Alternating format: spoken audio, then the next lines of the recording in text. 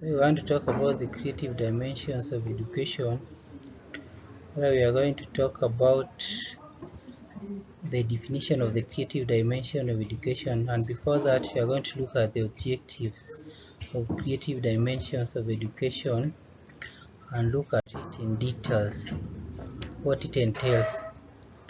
So the objectives in the creative dimensions of education, these objectives are stated by using the words by the end of the lesson the learner should be able to. So objective number one, define creativity. The learner should be able to define what we mean by creativity. The second one is define creative dimension of education. The third one, the learner should be able to discuss the importance of creativity in education. The fourth one, by the end of the lesson, the learner should be able to suggest ways of enhancing creativity in education. The fifth one, by the end of the lesson, the learner should be able to critically assess hindrances to creativity in schools.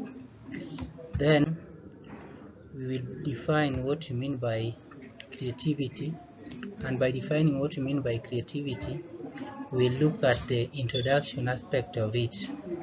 And by introduction, we first look at what is education in the creative dimension. So education is a multi-dimensional concept. In other words, it is cognitive dimension, normative dimension, creative dimension, and dialogical dimension. Then we are going to define what we mean by creativity. So creativity is producing or bringing something partly or wholly new. Producing or bringing about something partly or wholly new.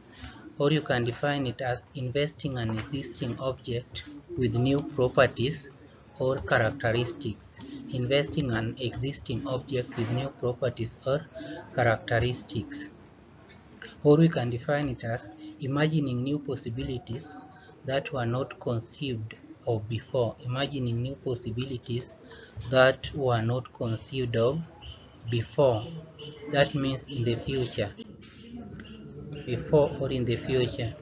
And then we'll look at what creativity involves. So we want to discuss what creativity involves. The first one is that creativity involves fluency and flexibility of thinking. Fluency and flexibility of thinking. Then the second one, it involves originality. It involves originality. Then the third one, it involves perceptiveness of problems. Perceptiveness of problems. And then the fourth one, it involves intolerance for uncertainty. Intolerance for uncertainty. Intolerance for uncertainty. The fifth one, it involves willingness to overcome. Willingness to overcome. The sixth one, it involves persistence and resilience. It involves persistence and resilience. And then we look at creative dimensions of education, what we mean by creative dimensions of education. So after looking at what we mean by education, what education entails, the normative, the cognitive, the dimensional dimensions, then we look at what we mean by creative dimension of education. So creative dimension of education are methods and procedures used in the education process. Methods and procedures used in the education process to deliver content at all dimensions. Methods and procedures used in the education process to deliver content at all dimensions, to evaluate that content, to environment where all this is done. And then it also involves freedom in the learning process of natural growth, suggesting variation and diversity. Process of freedom in the learning process, it involves freedom in the learning process of natural growth and suggesting variation and diversity. It also involves allowing individual differences. And then we'll look at triggers of creativity. What triggers creativity? Then we'll start with the first one. The first one is necessity or need for solution. So the necessity or need for solution will lead to creativity. The second one is conducive environment. So conducive environment will enable creativity to take place. Then the second one is current happenings. So current happenings might trigger one to perform creativity. Then the other one is lack of inhibitions. Inhibitions are the hindrances, what might hinder you in creating something. So lack of these hindrances, like maybe lack of finance or other factors that might hinder creativity, might trigger creativity. And then the other one is availability of resources. It's like what I've discussed before, the availability of resources in terms of finance, in terms of the equipments, the machines which are required, might trigger creativity. The second one is encouragement. Encouragement involves encouragement from other people, maybe encouragement from friends, family, and other members of your inner circle who might encourage you to, and this might end up in triggering creativity. And then the other one is the curiosity. Curiosity is the having the eager to do something, the urge to do something. So curiosity might also enable one to create something, or it might also trigger creativity, and the process you might develop something out of it. And then after that, we look at the importance of creativity. So importance number one is produce positive outcomes. So creativity produce positive outcomes. So it leads to creation of positive outcomes, because through creativity there is the development of new ideas, and this leads to production of positive outcomes. Then the other one is develop creative problem solving skills. So creativity leads to development of problem solving skills. So it leads to development of skills that aid in the solving of problems which could have not been solved if the creativity had not been there. Then the other one is the question the accuracy of information. Creativity helps in questioning the accuracy of information provided by an individual or by a group of people. Then the other one, apply knowledge and information. So creativity helps in the application of knowledge and information by the person who is doing the creativity, or by the creator of something. Then the other one is, we are going to look at the invention part of it. So creativity leads to invention. In other words, through creativity, a new product is identified, and these new products will end up in helping the society at large. Then the other one is,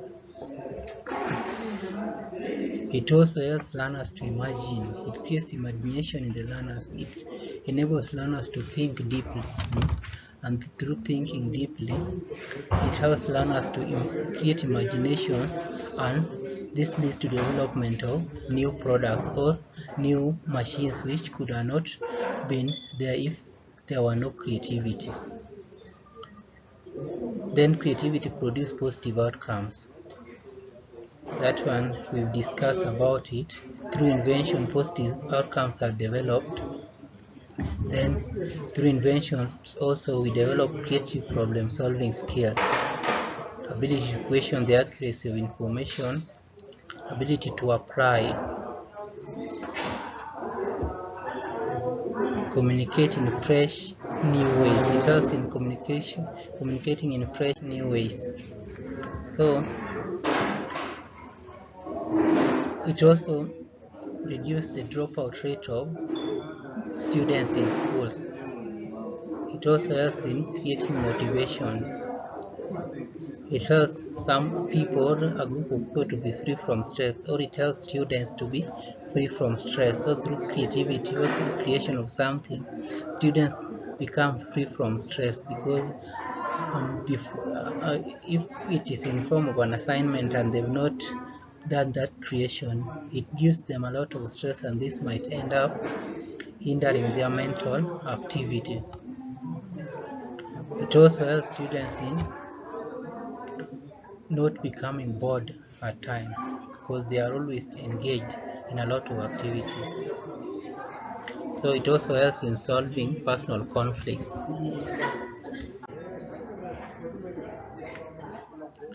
It also helps cope with increasing consumer choice. It helps in dealing with complexity and ambiguity. It helps in making independent judgment. It helps use leisure time constructively. So during leisure time, maybe someone might decide to do something creative, and in the process, the leisure time is used constructively. So it also helps to adjust rapid development keenly. So we have ways of promoting creativity in schools. How can we promote creativity in schools?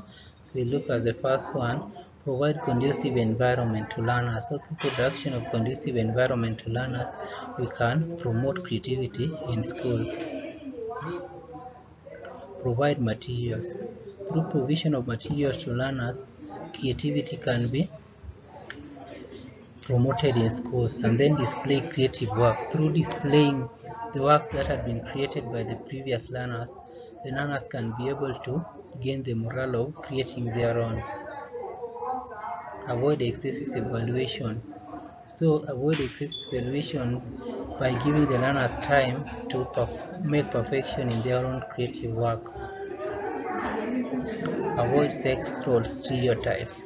So sex role stereotypes is what someone might say, maybe by generalizing that a specific activity can just be done by a given gender as compared to the other gender. Reduce anxiety about being correct. So encourage even the slow learners to get engaged in the creative work, as this will enable them to gain the morale, and in the process, through doing it continuously, they'll be able to catch up with the most creative learners. Prevent ridicule. So ridicule is a way of I can say it's a way of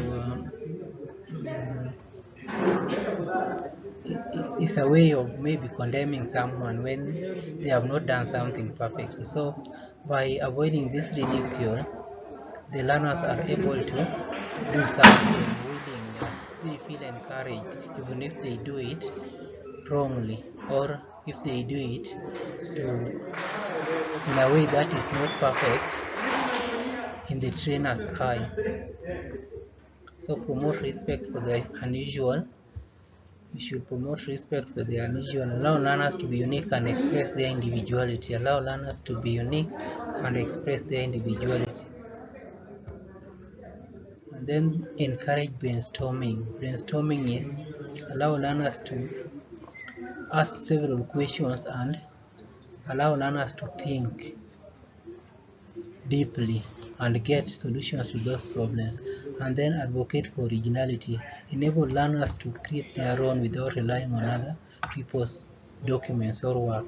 Maybe this might be, for an example, in research where maybe the learners might be attempted to duplicate other researchers' work, and in the process they will not be able to do it perfectly. So encourage for originality. Encourage the learners to create their own work without duplicating other people's work. Encourage curiosity. Encourage the learners to be more curious about the creative work. Always encourage them to be more curious about what they are doing, as this will enable them to get new ideas, and in the process, creativity will be perfected. Use humor. Use varied teaching methods. Maybe you can use both theoretical and practical ways of teaching to encourage the learners. Those who are not able to cope up with the theoretical aspect can understand the practical aspect more deeply as compared to and this will enable the learners to be at par with each other. Use varied methods such as drama, art, dance, movement. Make learners aware of their stereotypes, weaknesses. inhibitors to creativity. The first one is interpersonal variables such as family, peers, authorities. Interpersonal values such as family, peers, authority might inhibit creativity. So we have the biological variables such as age, genetics, health status, gender. Cultural variables are like the socioeconomic status, ethnic background, religious experience, significant emotional events. So these might hinder creativity. So personal attributes or educational factors. So personal attributes are a learning style. Maybe the learning style which is used in a given institution, or the learning style which is applied by the student might hinder creativity if it is not appropriate to creativity. We have critical thinking, we have knowledge, motivation. If the student is not motivated, creative response. So that's what we have with the dimensional method of creativity.